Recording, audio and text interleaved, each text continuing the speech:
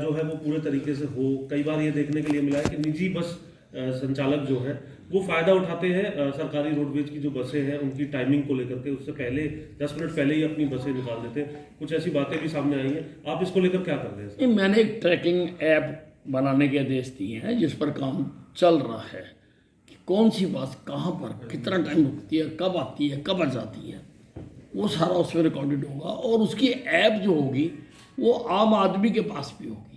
आम आदमी भी देख सकेगा कि कौन सी रोडवेज की बस आ रही है और मैं जहाँ खड़ा हूँ या कितनी देर में वो पहुँचेगी।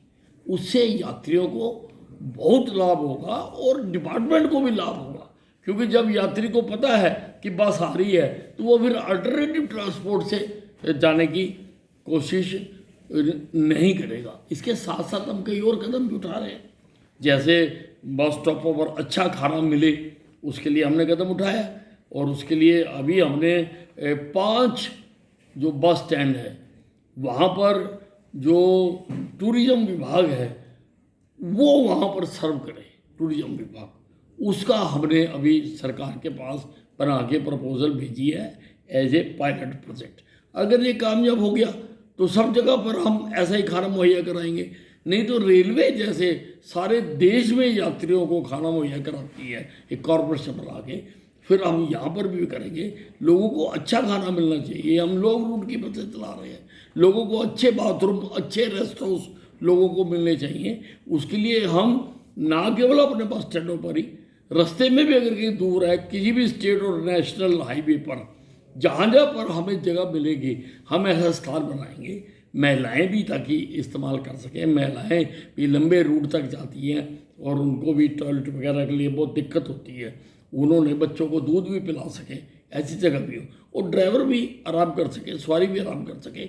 इस सारे पर हम बड़ी तेजी से काम कर रहे हैं। सर बस अगर बीच में कहीं खराब होती है या कोई घटना घटती है वो भी रिपोर्ट होगी जीपीएस? वो एवरीथिंग विल बी रिकॉर्डेड और वो डिस्प्ले भी होगा, जैसा एयरलाइंस पे एयरपोर्ट पर होता है कि कौन सी फ्लाइट आ रही है, कौन सी जा रही है, वैसा ही हर बस अड्डे पर डिस्प्ले बोर्ड होगा कि कौन सी बस कहाँ आ रही है, कितनी देर में पहुंचेगी, क्या होगा, एवरीथिंग।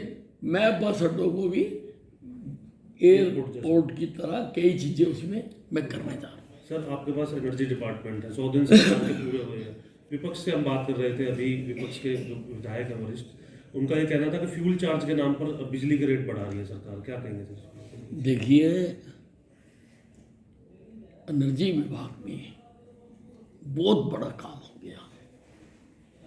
हमने यमुनानगर में 800 मेगावाट का जो थर्मल पावर प्लांट लगाना था उसकी हमने BHEL को लेटर जारी कर दिया कि आप काम शुरू करिए। सारी उसकी जो हिंड्रेंसेस थे इन 100 दिनों में हमने पूरी करके जो भी थी, चाहे क्लियरेंस का था चाहे कोई था, सब कुछ करके we have issued a letter to the BHEL to start work कि काम को शुरू करें यमुनानगर में 800 मेगावाट का। ये तो इतना बड़ा काम हुआ है। क्या समय सीमा है इसकी, कब तक इसको? नहीं, वो सारा टेंडर हुआ है, एग्रीमेंट हुआ है। नहीं, मैंने कहा वो कब तक की क्या खर्च होगा सर, या फिर कुछ ऐसी लागत और इसकी अनुमानित समय का अवधि क्या है सर? उसमें समय तो लगता है, लेकिन हमने उनको ऑर्डर प्लेस कर दिया। जी सर, केजरीवाल हरियाणा सरकार पर आरोप लगा करके दिल्ली का चुनाव लड़ रहे हैं, कैसे देखते हैं आप उसको?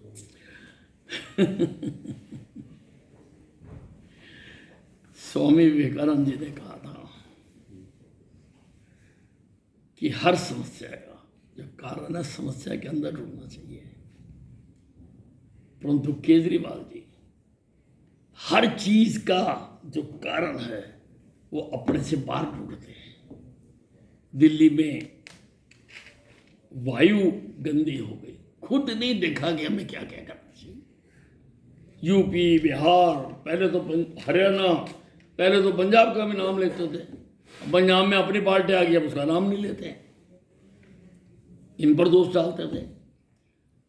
अब 10 साल में ये यमुना के पानी को साफ नहीं कर सके, जिसका इन्होंने लोगों से वादा किया था।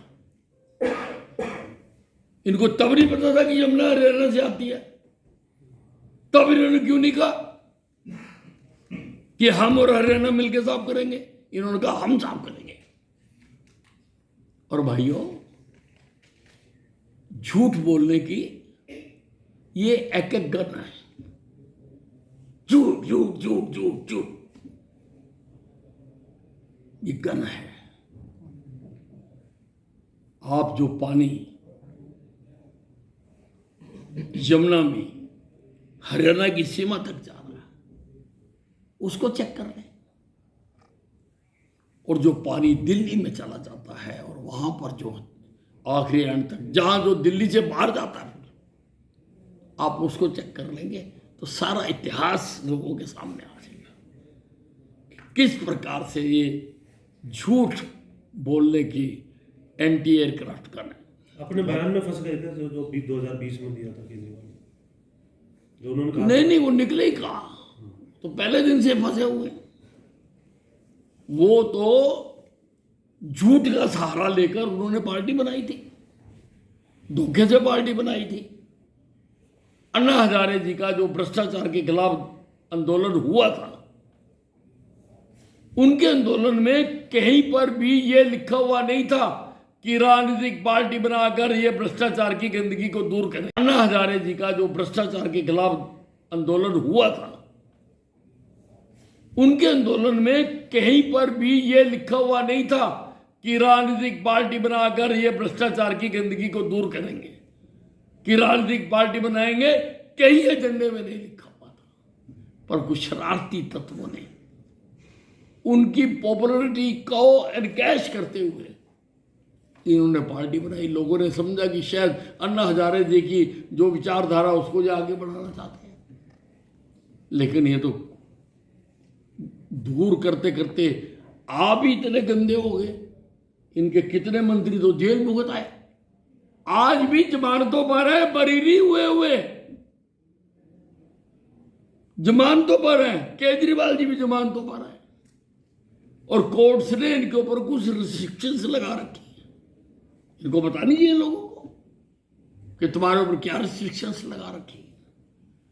तो जो धोखे से चीज पैदा होती है उसका अंत आज भी बुरा, कल भी बुरा। सर, चुनाव में कल चंडीगढ़ मेयर का चुनाव है सर, और यहाँ पर आम आदमी पार्टी और कांग्रेस दोनों इकट्ठा है, लेकिन हमने देखा पंजाब हो, दिल्ली हो, अभी बिल्कुल एक दूसरे के आमने सामने है।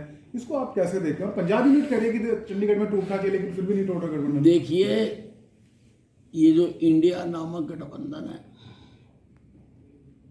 ये कहीं से भी एक नहीं है, इसका नाम भी एक नहीं है। ये जो इंडिया नहीं है, ये I.N.D.I.A